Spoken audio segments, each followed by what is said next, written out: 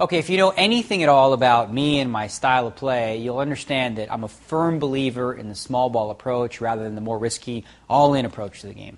Similar to a game like baseball, small ball as it relates to poker, it's more of a grind-it-out style that, while very aggressive, doesn't exactly rely on the big home run. Instead, the small ball approach looks to steadily increase your chip count in no-limit tournaments while looking to really avoid any big risks in marginal situations. Before I continue, it wouldn't be fair of me to not add the following disclaimer. Small ball is an extremely advanced strategy and should only be used by players with a decent amount of experience. See, the reason that's true is because when you're using small ball as a tactic, you'll have to depend heavily on your hand reading skills since it entails playing a lot of hands and being faced with even more difficult decisions.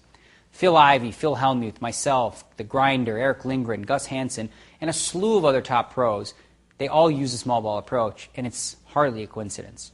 The advice I'd give a beginning player is precisely the opposite of the advice I give an advanced player. Beginning players should stick to the home run ball by playing big bet poker with all-in bets when necessary. While that's not the optimal strategy, it's definitely going to help them neutralize a pro's advantage over them. Think about that for a minute. Say a rookie player just keeps going all in every hand. Now that takes all the play away from the pro. The pro is now nothing more than a player waiting for a good hand. See, what a small ball pro wants to do is he wants to see a lot of flops cheaply so he can outplay novice players after the flop. So what's the real difference? Okay, well, the major difference between the beginning player and the more advanced player who's going to use small ball is basically the amount they're going to raise before the flop. As a general rule, the beginning player should look to make large raises before the flop.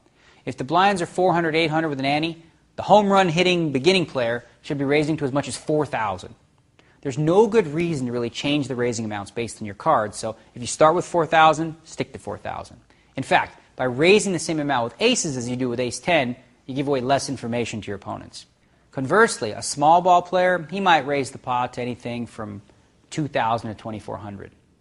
While the beginning player is risking 4,000 when 2,100, laying about 2-to-1 odds on the hand, the small ball player, he's getting much better value, getting about even money on the steal.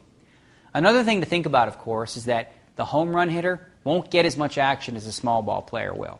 The player in the big blind, for example, would have to call an additional 3,200 to see the flop against the home run hitter, while against a small ball player, he's only going to have to call 1,200 more and get 3-to-1 odds in that case.